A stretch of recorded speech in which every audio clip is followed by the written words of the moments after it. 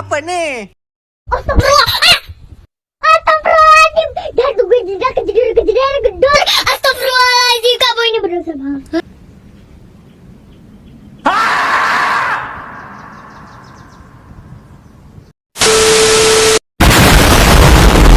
Halo guys, ketemu lagi dengan aku Nurwila NIM 2051108.003. Di sini aku akan bahas apa itu halal dan haram.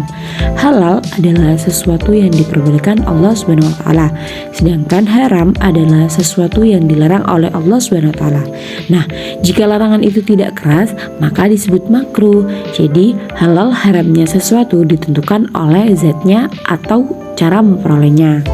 Kalian tahu nggak syarat apabila makanan menjadi halal itu bagaimana? Jadi, apabila kamu meragukan halal haramnya makanan yang hendak dikonsumsi, kamu dapat mengamatinya dengan sertifikat halal oleh MUI pada kemasan makanan tersebut.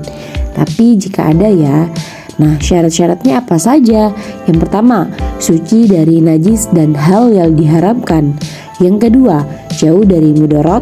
Yang ketiga, tidak memabukkan. Yang keempat, didapat dengan cara yang halal. Yang kelima, dialah yang sesuai oleh syariat agama.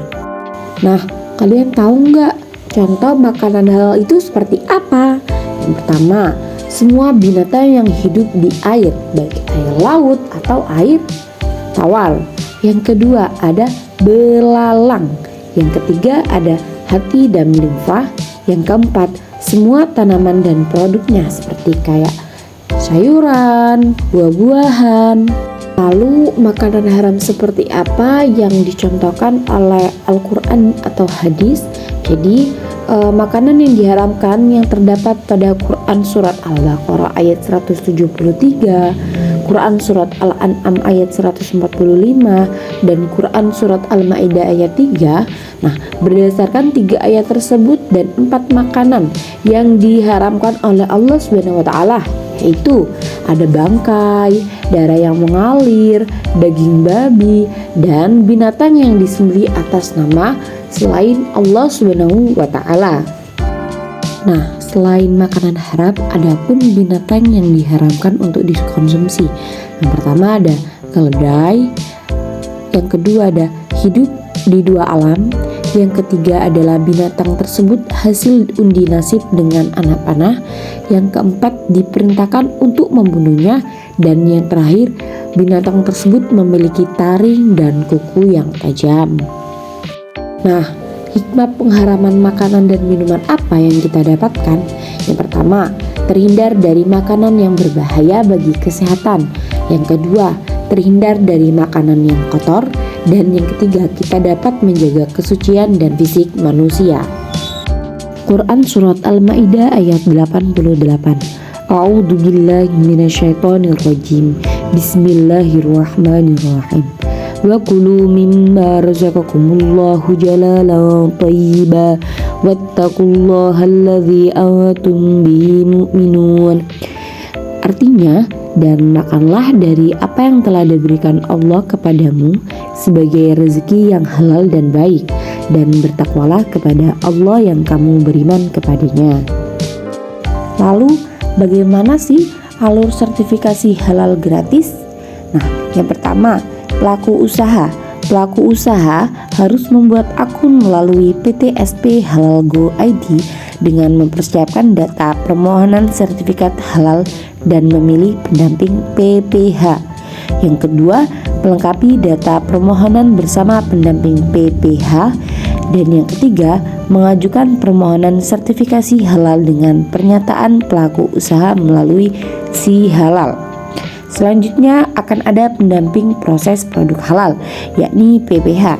PPH sendiri akan melakukan verifikasi dan validasi atas pernyataan pelaku usaha. Yang selanjutnya ada BPJPH. Apa sih BPJPH? Jadi BPJPH akan melakukan verifikasi dan validasi secara sistem terhadap laporan hasil pendampingan proses produk halal dengan menerbitkan STTD. Apa itu STTD? Surat tanda terima dokumen. Untuk selanjutnya ada Komite Fatwa Produk Halal.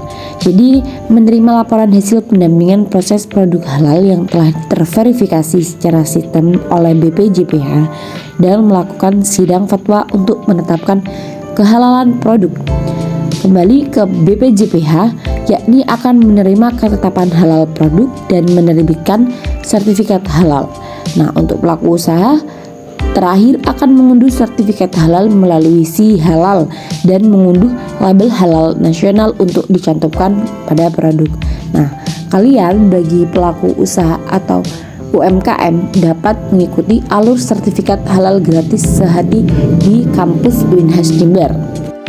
Nah, manfaat dari mempelajari halal, yang pertama kita akan menghindarkan diri dari penyakit, yang kedua meningkatkan dan mendapatkan perlindungan, yang ketiga menjaga akhlak, yang keempat menjaga kekhusyuan salat, dan yang terakhir mendatangkan rezeki yang baik. Selanjutnya ada pengalaman ketika kunjungan ke pelaku usaha.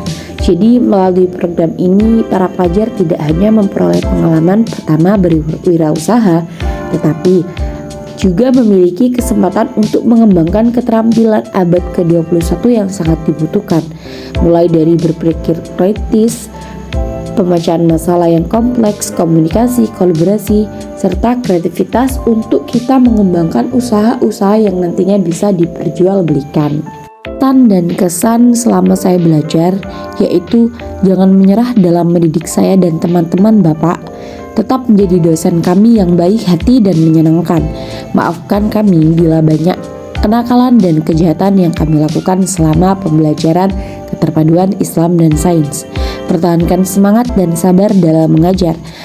Dosen Wildan telah memberikan banyak semangat kepada kami untuk terus belajar.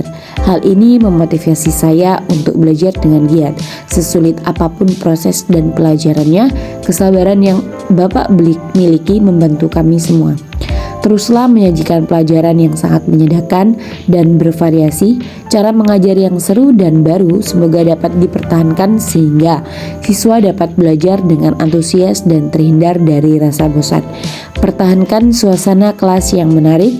Saya berharap suasana kelas yang menyenangkan bisa tetap bertahan selama demi siswa yang merasa aman untuk berada dalam kelas Bapak.